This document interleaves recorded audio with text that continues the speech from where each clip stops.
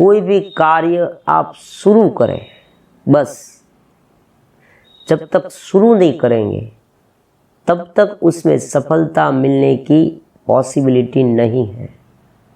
कार्य की शुरुआत, शुभ शुरुआत और कार्य में लगे रहना, यही हमारा प्राथमिक ध्येय है।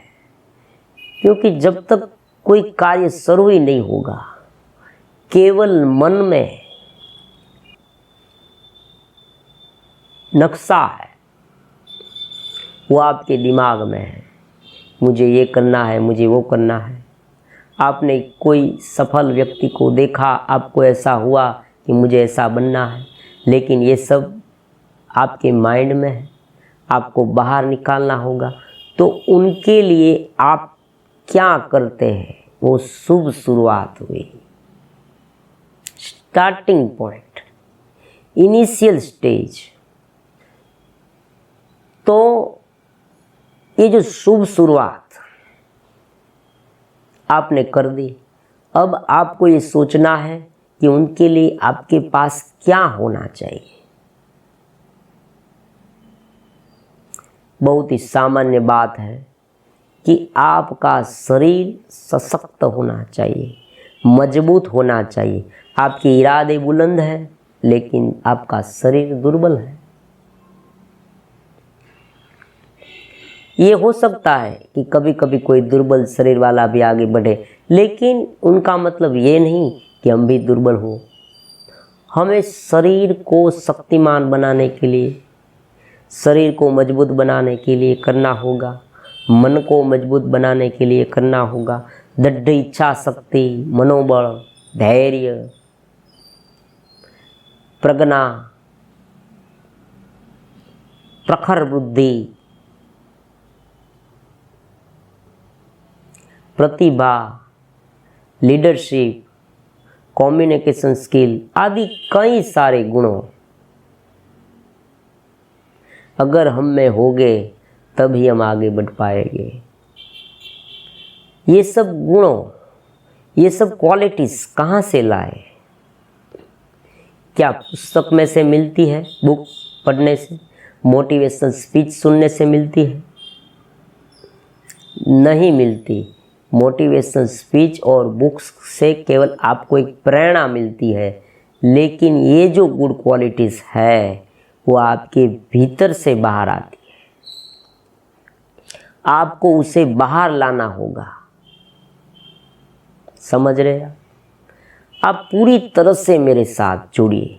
धीरे धीरे आपको अध्यात्म, ब्रह्मचर्य, योग का मूल एम क्या है वो समझ में आएगा। तो ये जो गुड क्वालिटीज है वो बाहर निकालने के लिए, उसे प्रकट करने के लिए, जीवन में उतारने के लिए, मूर्तिमंत करने के लिए हमें जो करना पड़ता है वो योग है, अध्यात्म है, ब्रह्मचर्य आदि है। तो ये जो गुड क्वालिटीज है वो क्यों बाहर नहीं आती? क्योंकि बीच बीच में हमने बहुत सारी रुकावटें पैदा की है। अगर पानी की पाइपलाइन में कचरा है और पानी हमें नहीं मिलता तो उस कचरे को साफ करना पड़ता है। दूसरी बात, अगर पानी दूसरी तरफ बह जाता है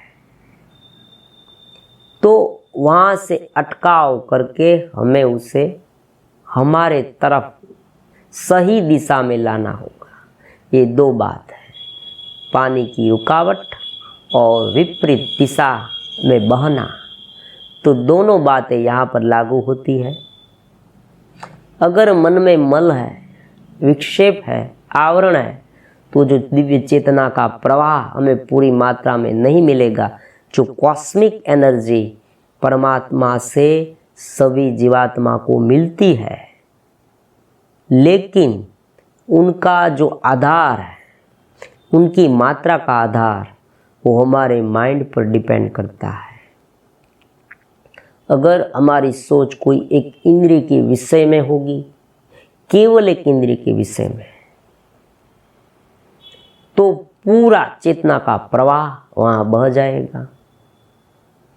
अगर हम निष्क्रियता का कचरा हमें जम गया है, सुबह से शाम तक हम बैठे रहना पसंद करते हैं, केवल चैटिंग करना, इंटरनेट देखना, फेसबुक देखना आदि पसंद करते हैं, तो ये जो रुकावट है वो रुकावट हमें चेतना पूरी मात्रा में मिलने नहीं देगी। मतलब कि हमें पूरी मात्रा में चेतना नहीं मिलेगी। तो ये जो रुकावट को दूर करना, मतलब कि पूरे उत्साह से उसे एक दिशा देना, यही हमें 1 साल दौरान करना है। मैं बार बार कहता आया हूँ, इनके पहले वीडियो में भी मैंने कहा था 1 साल ब्रह्मचर्य मस्ट बी नेसेसरी। तो ब्रह्मचर्य के साथ दिनचर्या, दिनचर्या के साथ दिव्य देह, तीनों को एक साथ शामिल कीजिए। देखो, पूरा जुड़िए मुझसे, आपका जीवन बदल जाएगा। प्रत्येक बात पर ध्यान दीजिए।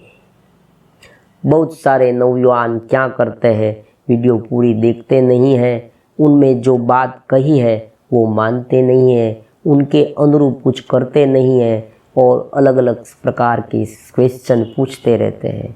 उनसे कुछ नहीं होगा। आज आपने सुना, खड़े हो जाइए और एक निश्चय कर दीजिए, एक ध्येय रखिए और मैं 1 साल तक ये ध्येय का, दिनचर्या का, ब्रह्मचर्य का पालन करूँगा ही, ऐसा दृढ़ संकल्प लीजिए और कमेंट में भी लिखिए। बीच बीच में जो कुछ भी कठिनाइयाँ आएगी उनके बारे में मार्गदर्शन मिलता रहेगा।